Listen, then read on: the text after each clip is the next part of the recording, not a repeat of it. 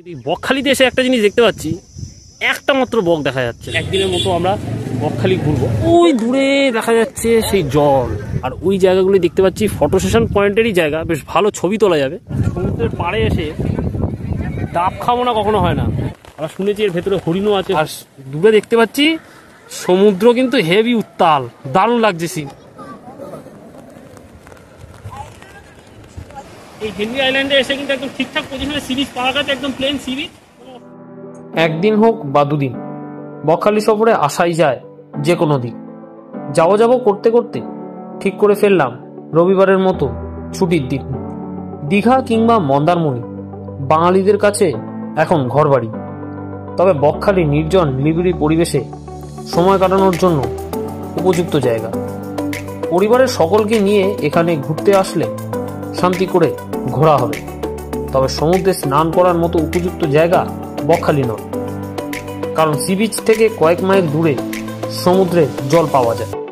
এই সব কিছুকে নিয়ে একদিনের জন্য হলেও টিপটিপ বৃষ্টি মাথায় নিয়ে অল্প সমুদ্রের জলে হালকা করে পা মিলিয়ে রকমারি খাওয়া পর্ব সেরে হেনরি আইল্যান্ড ম্যানগ্রোভে ফটো সেশন করে সি বিচে হাওয়া খেতে খেতে এ প্রান্ত থেকে ও প্রান্ত ঘুরে আবার সেই বাস স্ট্যান্ডে এসে পৌঁছানো, সব কিছু নিয়ে তৈরি একদিনে বকখালি পর্ব। হাই এভরিওয়ান, আমি Sayak, welcome back to my YouTube channel for travel XP with Sayak. তো এখন রয়েছি আমরা বকখালি বাস স্ট্যান্ড চত্বরে। এর আগে পরে তোমরা দেখতে কলকাতা থেকে বকখালি পর্যন্ত এলাম ডব্লিউবিটিসির এসি ভলভো সিটার বাসে জার্নি করে। আর এখন আমরা শুরু করতে চলেছি বকখালি সিরিজের সেকেন্ড এপিসোড, মানে একদিনের মতো আমরা বকখালি ঘুরবো। কোথায় কীভাবে বকখালি আজকে আমরা এক্সপ্লোর করবো সেইটা তোমাদেরকে আজ দেখাতে চলেছি। তো চলো তাহলে আজকে শুরু করা যাক এই বকখালি বাস স্ট্যান্ড থেকে একদিনের মতো বকখালি সফরের উদ্দেশ্যে। এখন আমরা বাস স্ট্যান্ড থেকে নেমে এখন প্রথমে এগিয়ে যাচ্ছি একটু ওই হোটেলের দিকে। তো হোটেলে গিয়ে এখন আমরা খাওয়া দাওয়া করবো, আর খাওয়া দাওয়া করেই কিন্তু তারপরে আমরা বেরোবো হচ্ছে সাইট সিন করতে। দেখি এখান থেকে হেঁটেও যেতে পারি, একটা টোটো করেও যেতে পারি, দেখি কীভাবে কী নিয়ে ঘোরা যায়। তো চলো তাহলে আজকে শুরু করা যাক একদিনের মতো বকখালি এক্সপ্লোর। বকখালিতে এসে আমি তোমাদেরকে বলেছিলাম যে খাওয়া দাওয়া করবো আগে, তো খিদে নেই, তো আমরা দুজন এসেছি, তো সেই জন্য আর খাওয়া দাওয়ার কোনো এই মুহূর্তে করার কোনো ইচ্ছা নেই। একজনের খিদে পায়নি, আরেকজন কাছে খেলে ভালো হতো, তো সেই জন্য আর খাওয়া দাওয়া করছি না।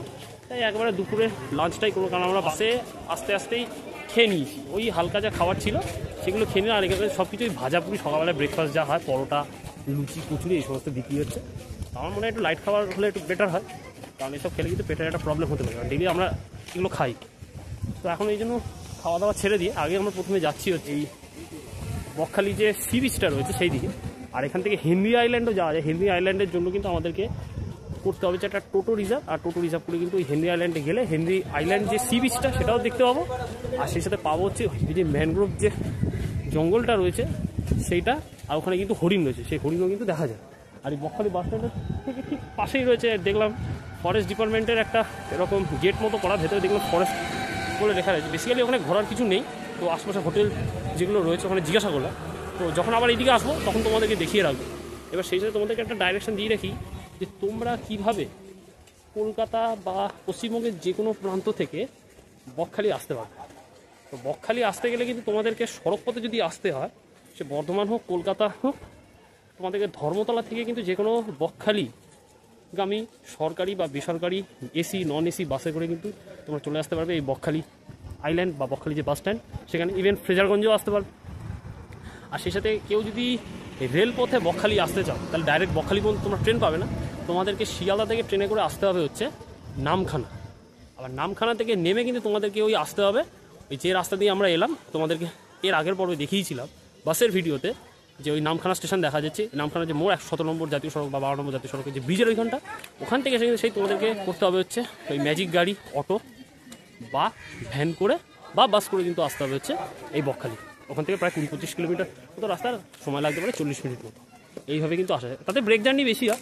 তার থেকে আমি সাজেস্ট করবো সড়কপথে একটানে কলকাতা থেকে বকখালি আসার বেস্ট উপায় হচ্ছে বাস বা গাড়ি। গাড়ি নিয়েও চাইলে তোমরা যে কেউ আসতে পারো। এখানে যত সমস্ত যে হোটেলগুলো রয়েছে হোটেলে কিন্তু গাড়ি রাখারও কিন্তু জায়গা রয়েছে। তো আমরা তো আজকে থাকবো না, কারণ থাকার সময় নেই, আমরা সবাই চাকরিজীবী মানুষ, ঘুরে ঘুরে বেড়ানোর মতো সময় নেই। তো আজকে ওই ঘুরে ঘুরে এই হেঁটে বকখালি সি বিচটা ঘুরে নেবো, দিয়ে সেই সাথে এই আশপাশে যে হোটেলগুলো রয়েছে থাকা, আগামী দিন যখন আসবো তখন এই হোটেলগুলো বাড়িতে এসে থাকতে পারো, তার জন্য কিছু আজকে ইনফরমেশন কালেক্ট করে যাবো, একটু হোটেলগুলো ঘুরে নেবো, জেনে যাবো যেখানে হোটেলগুলো রেট কত এবং সিজন টাইমের রেট তাদের কত থাকে, কারণ তাহলে আগামী দিন ফ্যামিলি নিয়ে কিন্তু আসতে পারবো এই বকখালি সফরে। সব জায়গায় দেখতে পাচ্ছি প্রচুর থাকার হোটেল রয়েছে, যেমন বালুটর ট্যুরিজম প্রপার্টি, ওয়েস্ট বেঙ্গল গভর্নমেন্টের ওই ট্যুরিজম ডেভেলপমেন্ট যে ডিপার্টমেন্ট রয়েছে তার হচ্ছে প্রপার্টি, অর্থাৎ কটেজ রয়েছে, এখানে কিন্তু থাকা যায়। এবার থাকার রেট কত কি জানি না, এখানে কিন্তু গাড়ি পার্কিংয়ের স্পেস রয়েছে। মোট কথা এটা হচ্ছে একটা ট্যুরিস্ট রিসর্ট গভর্নমেন্টের। এইটা হচ্ছে বকখালি যে সি বিচে যাওয়ার যে এন্ট্রান্স সামনেটা, আর এটা এত বড় একটা স্পেসিয়াস করা রয়েছে। আর এখানে একটা লেখা রয়েছে হ্যালি পিকনিক গ্রাউন্ড, ওই যে দূরে লেখা, বকখালি পিকনিক গ্রাউন্ড লেখা রয়েছে, ওখানে একটা পিকনিক গ্রাউন্ডে জায়গা করা রয়েছে এই আমাদের ওয়েস্ট বেঙ্গল গভর্নমেন্টের ট্যুরিজম ডিপার্টমেন্টের তরফ থেকে। আর এই স্পেসিয়াসের জায়গায় দেখতে যে সারি সারিতে প্রচুর খাবার হোটেল রয়েছে, ওই দিকে যেমন থাকার হোটেল রয়েছে তেমনি কিন্তু এই সব দিকে কেনাকাটি দোকান, খাবারের হোটেল, ইভেন সব কিছু রয়েছে। টোটো এখানে দাঁড়িয়ে থাকে যদি কোথাও ঘুরতে যাওয়ার দরকার লাগে। আর এই সামনেই আমরা দূরে দেখতে পাচ্ছি রয়েছে সি বিচ, যে জায়গাটা ফাঁকা ফাঁকা লাগছে। আর ওই দূরে কিন্তু সি বিচে জলও দেখা যাচ্ছে, আর সেই সাথে কিন্তু আকাশে মেঘও কিন্তু পড়ে আসছে কালো, অর্থাৎ মেঘ ঘনিয়ে আসছে, আবার হয়তো বৃষ্টি শুরু হতে পারে। যে বকখালির সি বিচ এখান থেকে কিন্তু স্টার্ট হয়ে গেল, আর সব সাদা বালি। আর ওই দূরে দেখা যাচ্ছে সেই জল, মানে সমুদ্রের জল ওই অত দূর পর্যন্ত আসে, আর আকাশ রীতিমতো কালো হয়ে গেছে। আর এই সমস্ত জায়গাও কিন্তু প্রচুর দোকানের পসরা সাজিয়ে বসে গেছে। এবার আমরা এইদিকে একটু এগিয়ে যাব, দেখি সমুদ্রের জলে পা মেলানো বা পা ভেজানো যায় কিনা। ভালোই লাগছে, গত বছরের সেই পুরী সিনের পর আজকে সেই বকখালি সিন। একটা সেলফি জন্য করা হয়েছে, আই লাভ বকখালি বলে লেখা, ওখানে গিয়ে আমরা ফটো সেশনও করবো। তো সব কিছু আমি তোমাদের সাথে কিন্তু শেয়ার করবো আজকের এই ভিডিও, তো সঙ্গে থাকবো।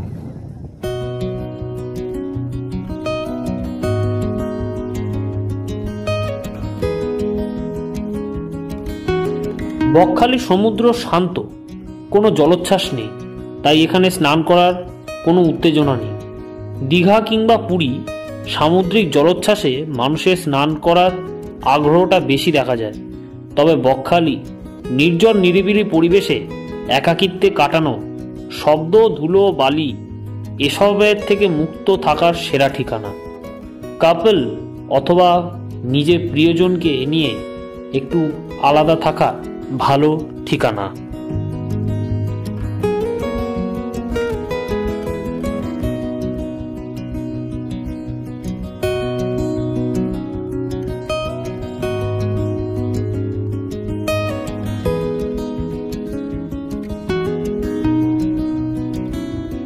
বাসস্ট্যান্ড থেকে নেমে ওই খাওয়া দাওয়া তো স্কিপ করে শুরুতেই কিন্তু আমরা চলে এসেছি এই যে বিচ যে রয়েছে বাসস্ট্যান্ডের কাছে, সেই বিচে। আর বিচে এসেই শুরুতে দেখছি বিশাল হাওয়া।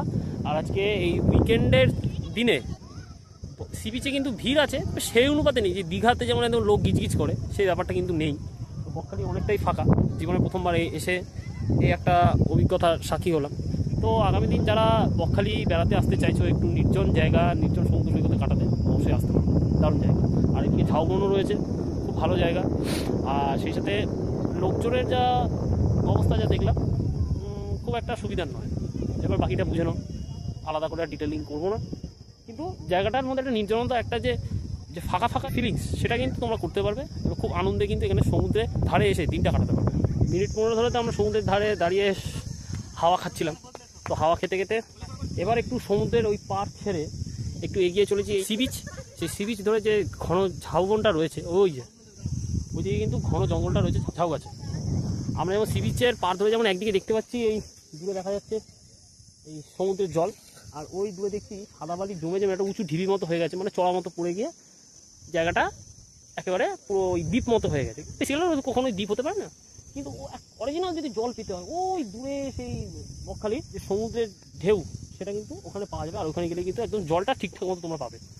আর সেই সাথে দেখতে পাচ্ছি সি বিচের একেবারে বাঁ পাশে বা আমার বাঁ পাশে কিন্তু রয়েছে হচ্ছে এই সেই জঙ্গল, আর ওইখানে কিন্তু দেখা যাচ্ছে ওই ক্যাকটাস গাছ, আবার সেই সাথে দেখতে পাচ্ছি এই ঝাউ গাছ, আরও নানা রকম জংলা গাছপাত রয়েছে।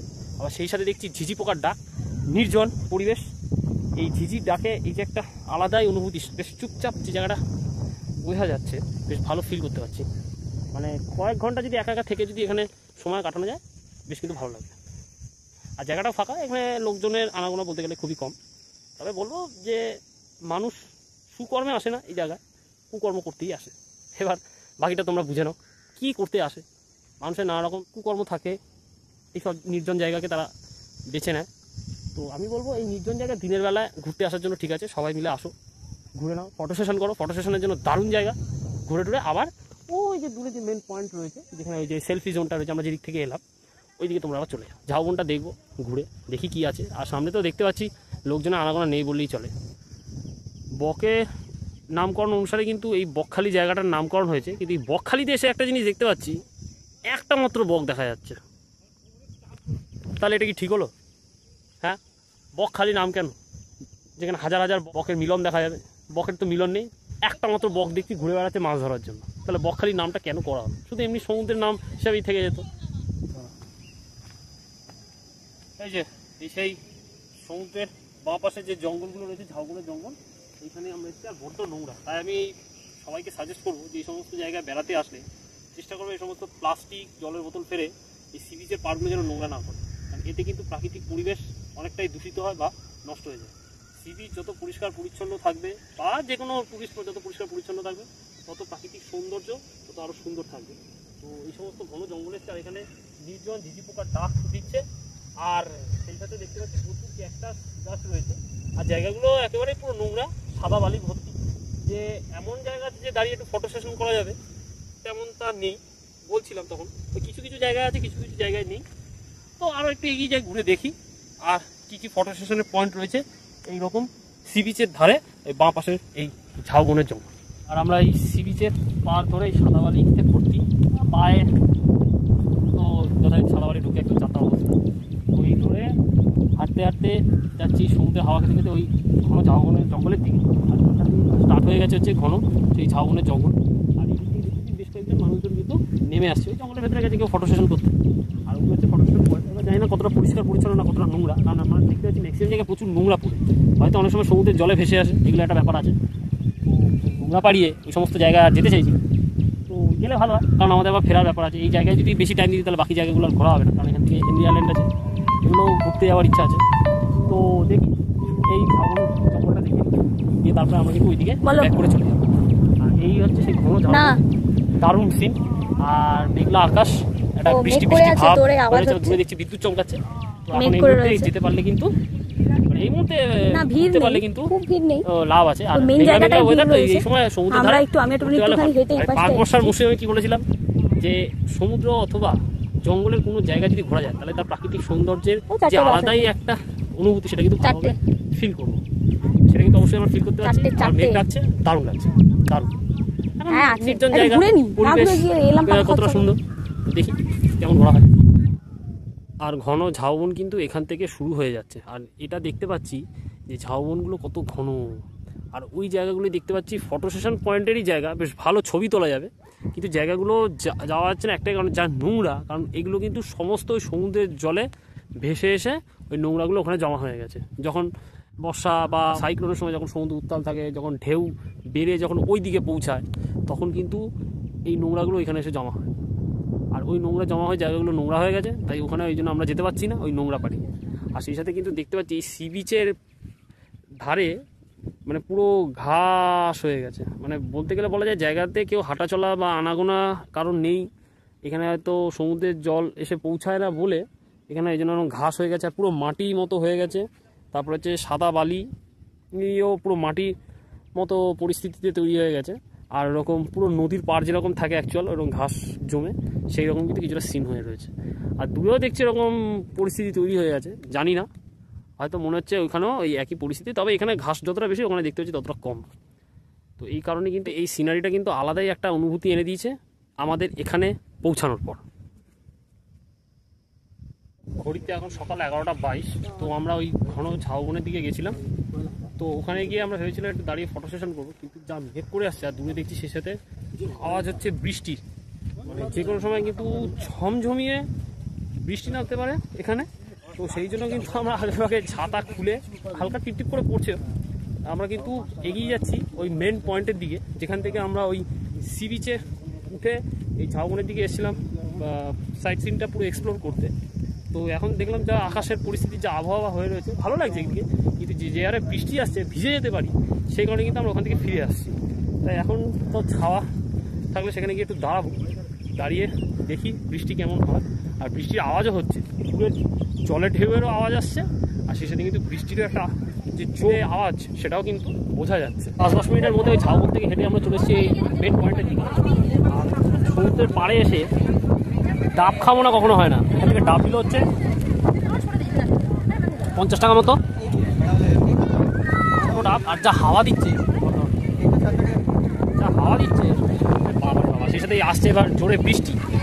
তো ওটা সমুদ্রের পাড়ে এসে না খেলে কিন্তু ঠিক মানে ঘোরাটা ঠিক জমে। আর ডাব কিন্তু এই সমুদ্রের পাড়ে ঘুরতে আসার জন্য একদম ঠিকঠাক খাওয়া। আমরা একটু এগিয়ে যাই, জোরে বৃষ্টি আসছে, এবার দাঁড়ানোর কোথাও জায়গা নেই, একটু ছাওয়া খুঁজতে হবে। খেয়ে নিয়ে দাঁড়াই, দেখি ডাবটা দেখি। তো এখন আমরা আস্তে আস্তে এগিয়ে যাবো। টেস্ট আছে, 50 টাকা করে নিল, দুটো আমরা ডাব কিনলাম, 100 টাকা মতো লাগলো। জোরে বৃষ্টি পড়ছিল বলে আমরা যার জন্য ওই সি বিচ থেকে কিন্তু উঠে ওই সামনে যে ছাওয়াগুলো রয়েছে ছাওয়ার ওখানে গিয়ে দাঁড়ালাম, কারণ নাহলে বৃষ্টিতে ভিজে যাবো। প্রায় 15 মিনিট মতো দাঁড়ালাম, বেশ জোরে এলো, দিয়ে বৃষ্টি আবার কমে গেল। এখন আমরা আবার ওই মেন পয়েন্ট থেকে ওই যে তখন ওই ঝাউবনের দিকে গেছিলাম, এখন কিন্তু আমরা যাচ্ছি এই সাউথের দিকে। মানে এইদিকে দেখলাম লোকেরা একেবারে আনাগোনা নেই, পুরো ফাঁকা। এদিকেও দেখছি কিছু ঘন জঙ্গল রয়েছে, তো ওগুলো একটু ঘুরে দেখবো যে কাছাকাছি কোথাও মানে সমুদ্রের জলটা পাওয়া যায় কিনা, যেখানে গিয়ে একটু পাটা জলে মেলাবো বা পাটা ভেজাবো। আর এই সাদা বালি পুরো পা কিচকিচ করছে, তো ওই কিচকিচ পা নিয়েই আমাদেরকে কিন্তু একটু সামনের দিকে এক্সপ্লোর করতে যেতে হবে। তো সামনের দিকে একটু এগিয়ে যাই, দেখি কি আছে। আর আমরা এই সাউথের দিকে ক্রমশ কিন্তু এগিয়ে চলেছি। ওই দূরে যে জায়গাগুলো দেখা যাচ্ছে, জায়গাটা বেশ বেশ নির্জন, একেবারে বলতে গেলে জনমানবহীন। ওই দুটো কুকুর, গরু এই সমস্ত দেখা যাচ্ছে। আর তেমনি কিন্তু দেখতে পাচ্ছি এই জায়গা জুড়েও কিন্তু রয়েছে এখানে যথারীতি সেই ঝাউবনের জঙ্গল, অতটা নয়, হালকা। তবে এই জায়গাগুলো কিন্তু একেবারেই নোংরা, এখানে কিন্তু হেঁটে চলাচলের জন্য একেবারে উপযুক্ত নয়। আর ওই দূরে দেখছি কিছু একটা মিলিত হয়েছে, সেই রকম কিন্তু একটা সিন বোঝা যাচ্ছে, কিন্তু মানুষ নেই। কিন্তু আমরা চাইছি ওই ফাঁকা জায়গাটায় গিয়ে একটু দেখে আসতে। আর যদি পাটা যদি একটু সমুদ্রের জলে মেলানো যায়, সেই রকম একটু জায়গা খুঁজছি যে ঢেউ আসবে, পাটা ভিজবে। তো এইটা কিন্তু আমরা উপভোগ করার জন্য সেই জায়গাগুলো খুঁজছি। এখন দেখি সেই জায়গা কোথায় পাওয়া যায়। আর এখন ঘড়ির কাটায় হচ্ছে 12টা 7।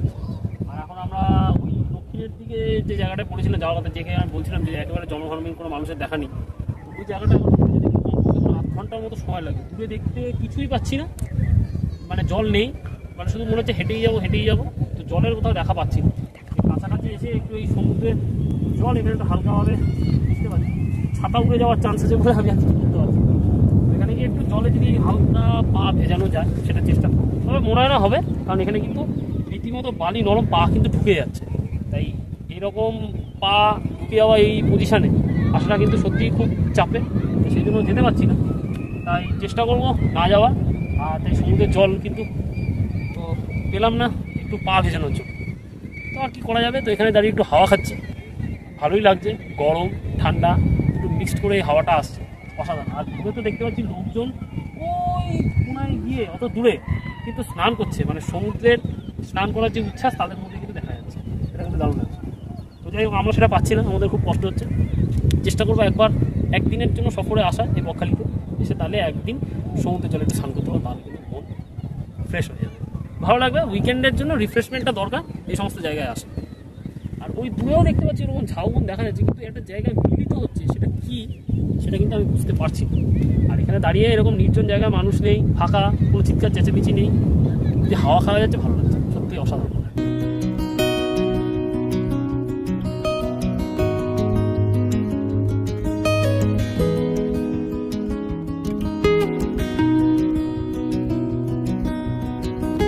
বকখালির আসল সি বিচে সেরকম একটা জল থাকে না, সবসময় শুকনো খটখটে থাকে।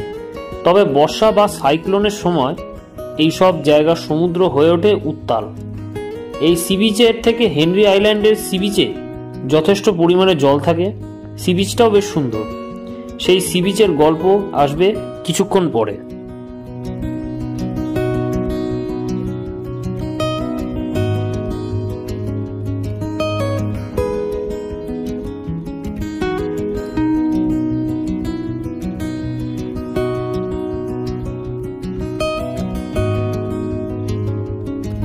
দক্ষিণের দিকে যে জায়গাটায় আমরা গেছিলাম কিছুক্ষণ আগে, বেশি দূর যেতে পারিনি, অনেকটা সময় লাগবে। আর সেই সাথে দেখছি আবার আকাশের মেঘ ঘনিয়ে আসছে, যে কোনো সময় কিন্তু আবারও বৃষ্টি জোরে আসতে পারে, মুষলধারে। তাই সেই জন্য সেই ঝুঁকি নিয়ে আমরা ওই দিকে আর যাচ্ছি না। ওই দূরে যা দেখলাম তেমন কিছু নেই। ওই দূরে বলছিলাম যে কোনো একটা নদী বা কোনো একটা মোহনা হয়তো ওখানে এসে মিলিত হয়েছে, তেমন তা বুঝতে পারলাম না, কিন্তু মনে হচ্ছে কিছু একটা মিলিত হয়েছে। তো সেই দেখতে গেলে কিন্তু অনেক সময় চলে যাবে, তাই আমাদেরকে এখন একটু করতে হবে হচ্ছে পেট পুজো। তো তার জন্য কিন্তু আমরা আবার সেই ওই পুরনো সেই মেন যে পয়েন্ট যেখানে সেলফি জোনটা রয়েছে, লেখা রয়েছে আই লাভ বকখালি, যে সি বিচে ঢোকার যে এন্ট্রান্সটা, ওইখানেই আমরা যাচ্ছি। আবার ওইখান থেকে কিন্তু আমরা চলে যাবো ওই মেন রোডের দিকে। ওখানে গেলে কিন্তু আমরা পেয়ে যাবো প্রচুর খাওয়ার হোটেল, যেখানে গিয়ে কিন্তু আমরা করে নেবো হচ্ছে এবার দুপুরের লাঞ্চ। তো তারপরে সব কিছু সেরে আমরা ওখান থেকে যদি একটা টোটো যদি পাই, তাহলে টোটো রিজার্ভ করে কিন্তু চলে যাবো হেনরি আইল্যান্ডে। ওই দিকটা একটু ঘুরে নেবো, দেখবো ওইদিকে সমুদ্রটা কেমন। সেই সাথে নাকি ওখানে ম্যানগ্রোভের যে জঙ্গল রয়েছে, ওখানে নাকি হরিণ দেখা যায়, মানে একটা ফরেস্ট মতো রয়েছে। আবার সেই সাথে ওখানে একটা ওয়াচ টাওয়ার আছে, যেখান থেকে ওই গোটা বকখালি পুরো যে এরিয়াটা বা সি বিচটা সেটাও নাকি দেখা যায়। দেখি কি হয়। তো এখনও পর্যন্ত সময় যত এগোবে তত বুঝতে পারবো যে আমাদের এক্সপ্লোরটা কত আরও ভালোভাবে আমরা সেই অভিজ্ঞতা করতে পারছি। আর এই হচ্ছে সেই বকখালির এন্ট্রান্স, যেখান দিয়ে কিন্তু আমরা শুরুতে বকখালি ঢুকেছিলাম, মানে বকখালি সি বিচে যাওয়ার জন্য। মানে এই দিকে গেলে হচ্ছে পড়বে মেন রোড, যেখান থেকে তোমার বাসে উঠতে পারবে। আর এই পেছনের দিকে রয়েছে কিন্তু সেই বকখালি সি বিচ, যেটা আমি শুরুতে তোমাদেরকে লঞ্চ স্পেসটা দেখিয়েছিলাম। আর জায়গাটায় কিন্তু প্রচুর পার্কিং করার জায়গা রয়েছে, গাড়ি রাখার মতো যথেষ্ট জায়গা। সমস্ত টোটো, অটো, প্রাইভেট কার, বাইক সব কিছুই কিন্তু এখানে রাখা। আর সামনে কিন্তু একটা পুলিশের ট্রাফিক গার্ডও রয়েছে। আর এই হোটেলটার নাম হচ্ছে বনশ্রী এসি হোটেল। আর এই হোটেলটা হচ্ছে একেবারে নামখানা, বকখালি যে বাস স্ট্যান্ড রয়েছে তার ঠিক উল্টো দিকে, বেশ পরিষ্কার। এটা হচ্ছে খাওয়া দাওয়ার হোটেল। তো এইখানে কিন্তু আমরা এখন দুপুরের লাঞ্চটা সারবো। তো এখন আমরা ভেতরে ঢুকছি, হোটেলে চলে এসেছি। আর হোটেলে আমরা দুপুরের লাঞ্চে নিয়েছি হচ্ছে ভাত, প্লেন ডিম, মাছ ভাত যাকে বলে। এখানে রাইস রয়েছে, রয়েছে পেঁয়াজ, রয়েছে শশা, আর রয়েছে এরকম একটা তরকারি ঝোল মতো, আর রয়েছে আলু ভাজা। আমাদেরকে একটু দেখিয়ে রাখি মেনু ডিশটা রয়েছে। আর এর সাথে কিন্তু রয়েছে দিকটা রয়েছে হচ্ছে ডিম, আমার রয়েছে মাছ, আর এর সাথে রয়েছে ডাল। এই নিয়ে কিন্তু আমরা খাবো, খেয়ে তোমাদেরকে চেষ্টা করবো খাওয়া দাওয়ার এই হোটেলটা কেমন। আর এখানে এই মাছ ভাত এইগুলো হচ্ছে 100 টাকা করে। আর সেখানে 5 স্টার লেভেল হোটেল, বেশ পরিষ্কার, খেয়ে কিন্তু শান্তি আছে। খাওয়ার টেস্ট খুবই ভালো, খুবই ভালো হয়েছে, ঠিকঠাক আছে, ঠিকঠাক ইজ গুড। তো বকখালি বাস স্ট্যান্ডে উল্টো দিকে একেবারে তোমরা আসলে এখানে কিন্তু পেয়ে যেতে। আচ্ছা, ঘড়ির কাটা এখন দুপুর 1:18। এখন আমরা ওই বনশ্রী যে এসি হোটেলে খাওয়া দাওয়ার পুরো পর্ব সেরে কিন্তু আমরা ওখান থেকে একটা টোটো ভাড়া নিয়ে নিই। তো ওই যে টোটোটা করে এখন আমরা যাচ্ছি আমাদের পরবর্তী গন্তব্য হেনরি আইল্যান্ডের থেকে, যেখানে ম্যানগ্রোভ ওই অরণ্যটা রয়েছে, আর সেই সাথে সি বিচটা রয়েছে। ওখানে গেলে নাকি হরিণ দেখা যায়। সেই সাথে রয়েছে বকখালি ওয়াচ টাওয়ার। আর আমরা যে টোটোটা রিজার্ভ করেছি ও কিন্তু টোটো ঘুরিয়ে একেবারে কিন্তু আবার সেই নিয়ে আসে আমাদের ওই যে বকখালি বাস স্ট্যান্ড আছে ওইখানে। আর তার জন্য কিন্তু আমাদের রিজার্ভে ভাড়া পড়েছে 250 টাকা। 1 ঘন্টা থেকে 1.5 ঘন্টার মতো সময় লাগবে ওই জায়গাগুলো স্পট এক্সপ্লোর করতে। কারণ আমাদেরকে তাড়াতাড়ি ফিরতেও হবে, কারণ ওখান থেকে কিন্তু বেলা 4টের দিকে রয়েছে কলকাতা যাওয়ার শেষ এবং লাস্ট বাস। সব চারিদিকে জঙ্গল, এগুলো হচ্ছে সব সুন্দরবনের ম্যানগ্রোভ অরণ্যের জন্য। এগুলো ম্যানগ্রোভ নয় বোঝা যাচ্ছে, কিন্তু সুন্দরবনের যে ভেতরের যে ফিলিংসটা সেটা কিন্তু রয়েছে। যেরকম আমরা এর আগে যে সুন্দরবন ঘুরেছিলাম, ঘুরে কভার করেছিলাম, ওই যে ম্যানগ্রোভ না দূরে দূরে ম্যানগ্রোভ অরণ্য দেখা যাচ্ছে ভালো করে দেখ, মানে ওই রকম একটা সাইট সিন কিন্তু হয়ে রয়েছে। আর রাস্তাটাও ভালো, প্রচুর ঝিঝি পোকার আওয়াজ। সেখানে টুকটাক লোক বসতি রয়েছে, তবে সেইভাবে না। এইরকম ম্যানগ্রোভের চিত্র এর আগে আমরা যখন সুন্দরবন বেড়াতে কিন্তু সেই রকম দেখেছিলাম। আর ঠিক এখন এই চিত্র কিন্তু বকখালিতে আমরা পাচ্ছি, তবে কম।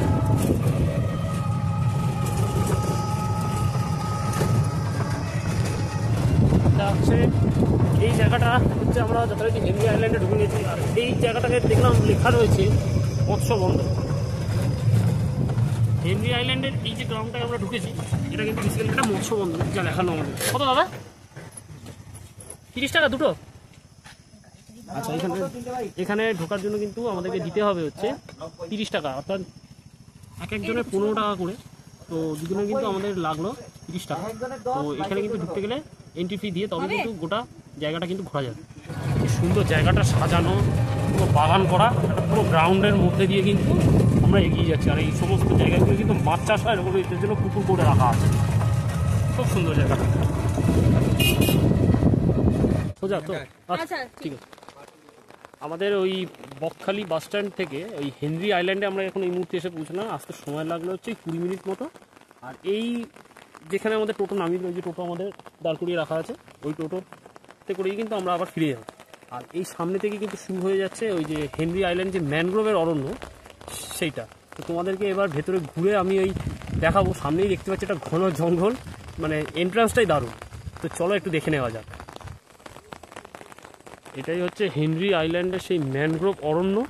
আর এইটা হচ্ছে এই ম্যানগ্রোভ অরণ্যের ভেতরে পুরো জায়গাটাকে এক্সপ্লোর করার জন্য কিন্তু সামনে এরকম ফুটপাথ মতো রাস্তা করা, যেটা প্রত্যেকটা পর্যটক কিন্তু খুব ভালোভাবে এই জায়গাটাতে যাতে হেঁটে যেতে পারে।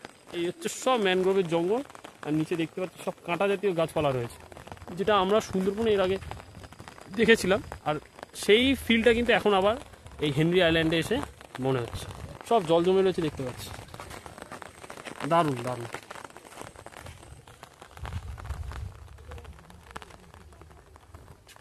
জানি না হেনরি আইল্যান্ড কতটা ভালো করে এক্সপ্লোর করতে পারবো। এই এক হাতে ক্যামেরা আর এক হাতে ছাতা, আর সেই সাথে কিন্তু আবার শুরু হয়ে গেছে সেই হালকা হালকা করে বৃষ্টি। তো এই বৃষ্টি মাথায় নিয়ে এইভাবে হেনরি আইল্যান্ডের এই ম্যানগ্রোভ অরণ্যটা এক্সপ্লোর করা খুবই চাপ আছে। জানি না কতটা ভালোভাবে এক্সপ্লোর করতে পারবো। আবার শুনেছি এর ভেতরে হরিণও আছে, হরিণের জন্য এরকম রিজার্ভ স্পেস সেগুলোও করা। তো দেখা যাক কতটা কি হয়, কতটা কি দেখতে পাই। কিন্তু যেভাবে বৃষ্টি আসছে মনে হয় না ভালোভাবে ঘুরতে হবে, কারণ বৃষ্টি মাথায় নিয়ে কিন্তু ঘোরা সত্যি ব্যাহত। আর সেই সাথে কিন্তু আমাদেরকে ফিরতে হবে, আবার ফেরারও কিন্তু আমাদের একটা তাড়া রয়েছে।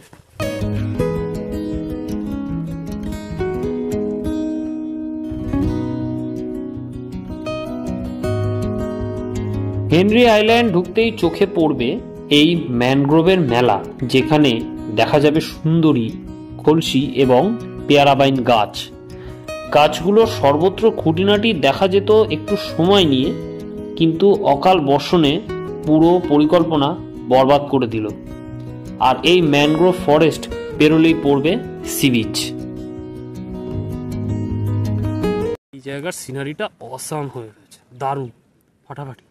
পুরো গাছগাছালি দিয়ে পুরো জায়গাটা ঢেকে দিয়েছে। আর এই দূরে যে ফাঁকা জায়গাটা দেখা যাচ্ছে ওইখানেই রয়েছে হচ্ছে সি বিচ। আবার কিন্তু যথারীতি সেই আমরা সমুদ্রের তটে এসে পৌঁছালাম। আর এই হেনরি আইল্যান্ডের এইরকম ম্যানগ্রোভ অরণ্য লাগোয়াই কিন্তু রয়েছে এই দিকে সি বিচ, মানে পুরো ম্যানগ্রোভ অরণ্য নিয়ে কিন্তু সি বিচটা তৈরি। আর এইখানে যেমন দেখা যায় হচ্ছে হরিণ, কিন্তু হরিণের কোনো আনাগোনা কিন্তু আমরা পাচ্ছি না। মানে খোলামেলা, মানে ম্যানগ্রোভের জঙ্গল যেটা বলা যেতে পারে। এখানে তেমন কিছু নেই, কিন্তু বিষাক্ত পোকামাকড় থাকলেও থাকতে পারে, বা বিষাক্ত যে কোনো প্রাণী আছে সেটা কিন্তু নেই।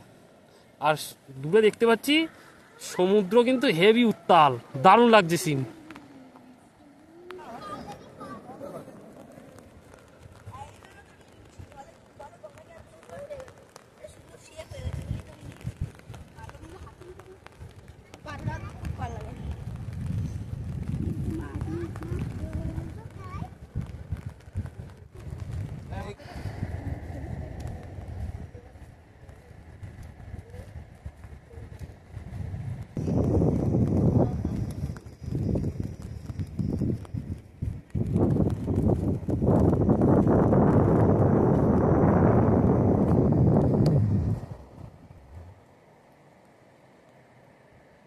তো যথারীতি আমরা ওই ম্যানগ্রোভ অরণ্য, যেটা হেনরি আইল্যান্ডের মধ্যে পড়ছে, সেইটাকে ভেদ করে কিন্তু আমরা পৌঁছে গেছি সি বিচে। যে সি বিচ তোমাদেরকে দেখানো এই সি বিচ।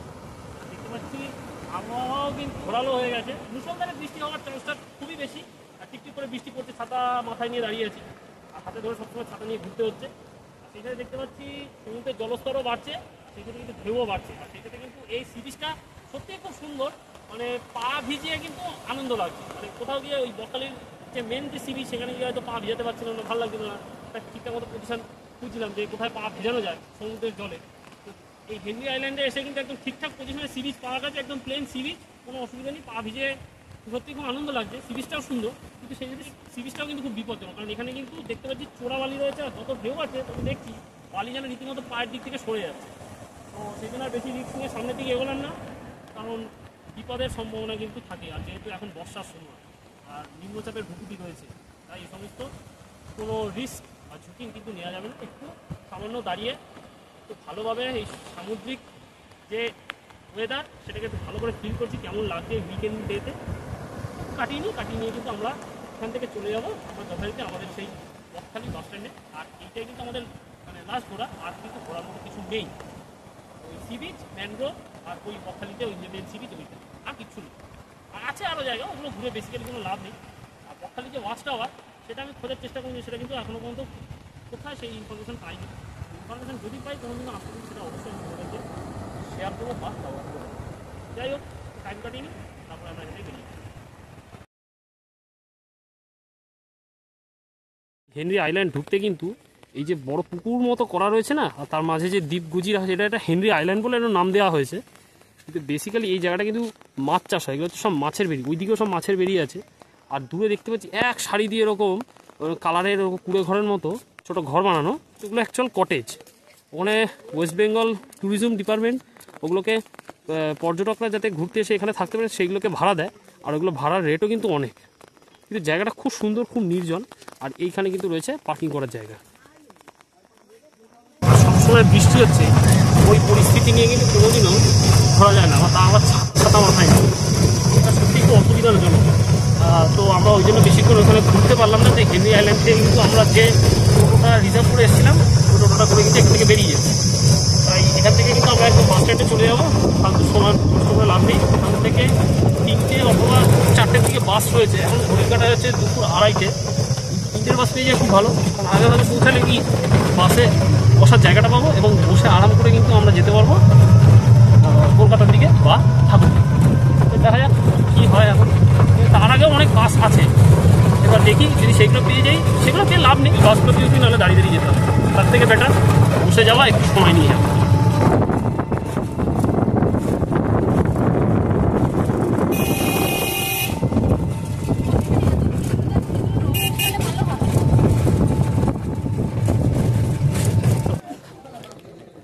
আড়াইশো টাকা দিয়ে দিস, হ্যাঁ ঠিক আছে। তো ঘড়ির কাটায় এখন 2:45। আমরা যে ওই মোড় থেকে টোটো রিজার্ভ করে ওই হেনরি আইল্যান্ড ঘুরে এলাম, ওইখানে ঘুরে কিন্তু ওইখান থেকে টোটো আমাদেরকে কিন্তু আবার যথারীতি এই সেই জায়গায় নামিয়ে দিলে। এটা হচ্ছে সেই বকখালি বাস স্ট্যান্ড। আর এই বকখালি বাস স্ট্যান্ডেই কিন্তু শেষ হয়ে গেল আজকে আমাদের একদিনের মতো বকখালি এক্সপ্লোর পর্ব। তো আর ঘোরার মতো কিছু নেই। এবার এই বকখালি বাস স্ট্যান্ডে আমরা দাঁড়িয়েছি, এটা হচ্ছে সরকারি যে বাস স্ট্যান্ড। এখান থেকে কিন্তু সমস্ত WBTC কলকাতা বা হাওড়াগামী বাসগুলো ছাড়ে, আর সেই বাসেই করে কিন্তু আমরা চলে যাবো কলকাতার বা ঠাকুরপুকুর। তো সেই বাস এখন এই মুহূর্তে কখন আছে আমরা জানি না, যতটা জানি 3:30 থেকে 4টের দিকে আছে। যদি বাস পেয়ে যায় খুবই ভালো। তো সেই সরকারি নন এসি বাসে আমাদেরকে যেতে হবে, এখন আর এসি বাস নেই। যাওয়ার পথে এসেছিলাম আরাম করে, এবার যেতে হবে হারাম করে। তো কী করা যাবে, কিছু করার নেই, এখন একটু কষ্টকর জার্নি হবে। যাই হোক, এখন বাসের জন্য দাঁড়িয়ে থাকবো। আর সেই সাথে আমরা আজকে এই বকখালি এক্সপ্লোরের ভিডিও এখানেই শেষ করতে চলেছি। ভিডিও কেমন লাগলো তোমরা সেটা অবশ্যই কমেন্টস করে জানিও। তো আজকের এই ভিডিও এখানের মধ্যে শেষ করছি। দেখা হবে তোমাদের সাথে আরও একটা পরবর্তী এবং বকখালি সিরিজের শেষ পর্ব, বকখালি থেকে Thakurpukur non AC WBTC express বাসে। তো সেই জার্নি কীরকম হয় সেটা নিয়ে আসছি তোমাদেরকে পরের পর্বে। তো সকলকে টাটা।